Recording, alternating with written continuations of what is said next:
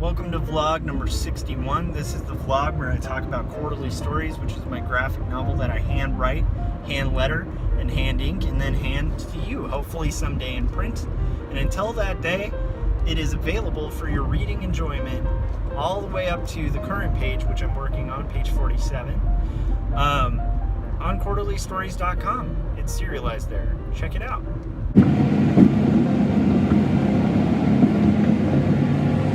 So this is the vlog where I discuss the process and progress of creating my graphic novel on top of being a full-time art director, a full-time father, and a full-time husband. And today I am kind of beat. I've had a really positive day. Last night, while doing art casters with Kevin Cross, Jeff Lafferty, and Scott Cirkland, I managed to ink panel 2 of page 47.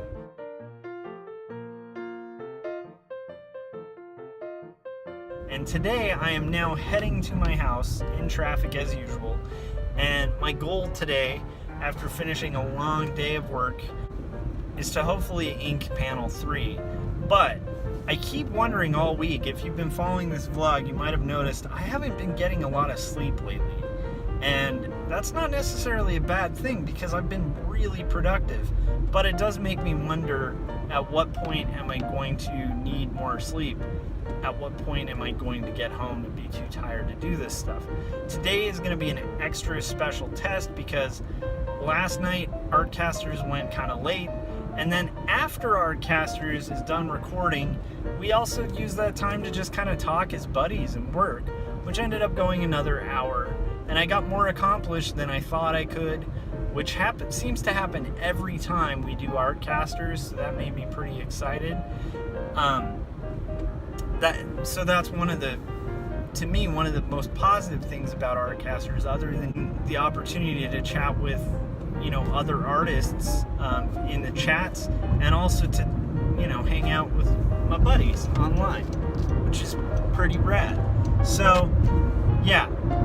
So that happened. It went really late, and for those of you who were following that, you know that on Tuesdays is Rock and Roll Tuesdays, and so on Tuesday, I equally, got home at like 10, ended up going to bed at like 3 in the morning. I am literally running on dregs of sleep and loads of coffee in order to get through this week. And today is Thursday, which means that my wife and I have tried to establish a kind of balance for each other. And so, like, when you're in a marriage, as you guys know who are married, it's like really important to kind of be fair to each other. And one of the things that my wife and I discussed and decided was a really good idea was for her to at least have a day off. She's a stay-at-home mom, which is really good and healthy for our kid. And, we both really wanted to be able to do that, and we're really fortunate to be able to kind of eke by on one income. But the downside of being a stay-at-home mom is, like me, I'm off work. Like, I just clocked out. I am driving home. And when I get home, I'm off. I can hang out with the kid, but most of the time, a lot of my responsibilities are done, which frees me up to work on creative projects. I'm a bit of a workaholic, so when I get off work, I usually go home and work. But the point being, I'm choosing to work on stuff I really enjoy and hang out and have fun with the kid, but I'm not really having the responsibility that a full-time mom has to deal with every single day. And a lot of the times I'm not having to deal with, taking care of like typical kid issues, like the toddler wakes up in the middle of the night and has something wrong. Generally, I'm a heavy sleeper. My wife is not, and she handles it. And she takes care of a lot. And I'm very thankful to have her in my life and to have her, be down with, being a stay-at-home mom. Because like I said, it's really good for my kid. But at the same time, because we're married, it's really important for her to have Thursdays off and just have like a little break. So we picked Thursday as a day that when I get home, I'll bathe the kid, I'll brush his teeth, I'll do his hair, I'll do the whole, nighttime routine with him. And it's really cool for me because it allows me to spend a little more time with my kid And it's good for her because she gets to finally, hopefully, have a few hours of the day where she can read or relax or do something fun, focus on her for a little bit. And I think that's really important because even on weekends, generally we're all doing something together, and it's like she just doesn't really honestly get that many days to just kind of get a break. So we decided, this was a few weeks back, that it would be a good idea, to basically give her like Thursday nights off. And I think that's awesome. I think it's actually really important to kind of stick with that. So that's my number one priority today, getting home. Is like, I want to make sure that I'm allowing my wife to have that time. And that's going to be a challenge because I'm already exhausted. What's going to be even more challenging is once my child is asleep, I'm going to try to ink panel 3 of page 47 of Quarterly Stories. But I'm telling you guys, in all honesty, I'm in sincere doubts that that might happen. And I've been kind of doing this all week. Like, I keep wondering if this is going to be the night where I just am not able to accomplish the work. So, I hope you guys are rooting for me. If I end up inking panel 3, I'll show you a bit of that. Meanwhile, I'm going to just keep driving on this crazy desert road and we'll see how it goes, Kind of. Right way. Appointed to the National Security Council.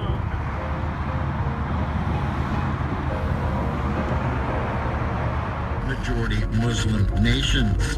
Find the quorum necessary for the committee to do. So, Frog tied some string around the box. There. Now, we will not eat any more cookies.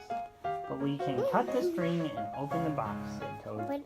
That is true, said Frog. Frog got a ladder. He put the box up on a high shelf. There, said Frog. Now we will not eat any more cookies. But we can climb the ladder and take the box down from the shelf and cut the string and open the box, said Toad. It is true, said Frog. Frog climbed the ladder, tap, tap, tap, tap, tap, tap, and took the box down from the shelf. He cut the string and opened the box. Frog took the box outside. He shouted in a loud voice, "Hey, birds, here are cookies!" Birds came from everywhere. They picked up all the cookies in their beaks and flew away. Now we have no more cookies to eat, said Toad sadly. Not even one. Yes, said Frog, but we have lots and lots and lots of willpower. You may keep it all, Frog, said Toad. I am going home now to bake a cake. Dragons and giants! Dragons and giants. Dragons and giants. Dragons and giants. Cookies. I wonder if we are brave, said Frog. Frog and Toad looked into a mirror. We look brave, said Frog. Yes, but are we? Frog and Toad went outside. We can try to climb this mountain, said Frog. That should tell us if we are brave. Frog went leaping over rocks, and Toad came puffing up behind him. They came to a dark cave.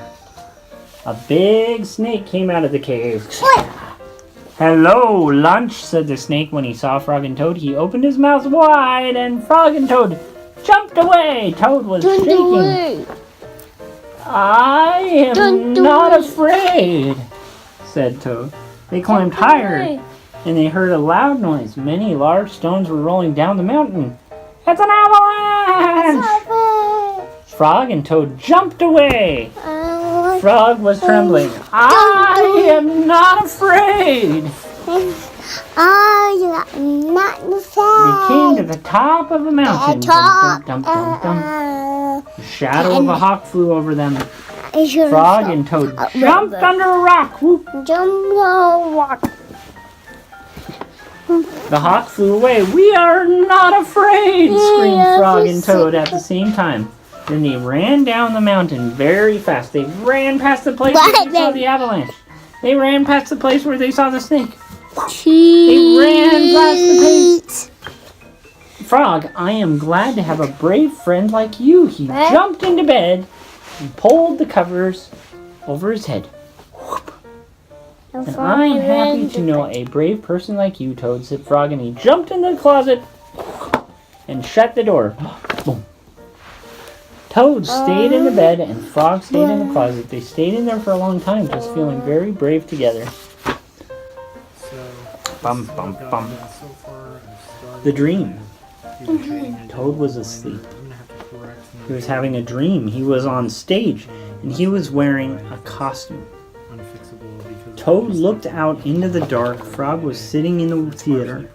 A strange voice from far away said, "Presenting the greatest Toad in the world!" Mm-hmm.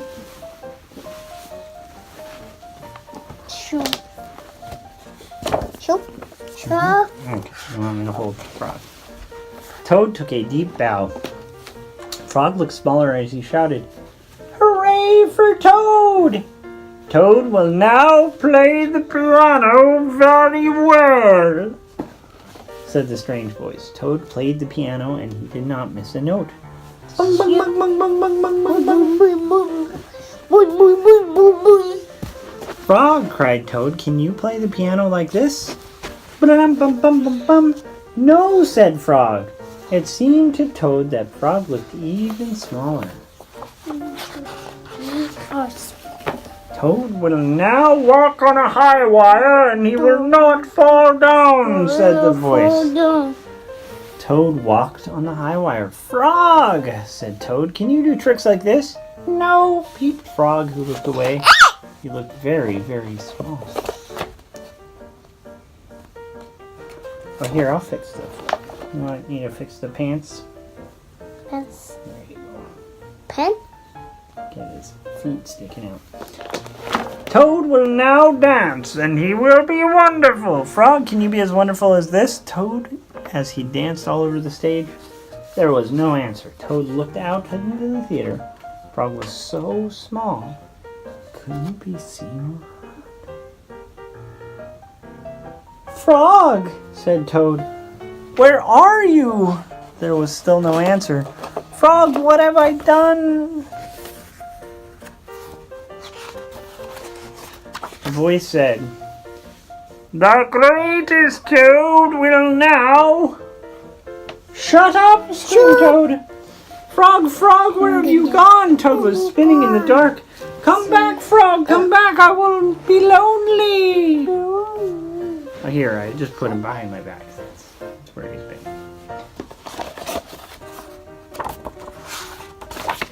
"I am right here," said Frog. Frog was standing near Toad's bed. "Wake up, Toad," he said. "Frog, is that really you?" said Toad. "Of course that's me," said Frog. "Are you your own right size?" asked Toad. "Yes, I think so," said Frog. For now, I felt pretty accomplished. I got like halfway through this, thought I was going to go to bed, ended up waking up and completing it, and then actually editing most of this vlog. So hopefully I'll be able to get this vlog completed editing tomorrow and maybe work on this guy.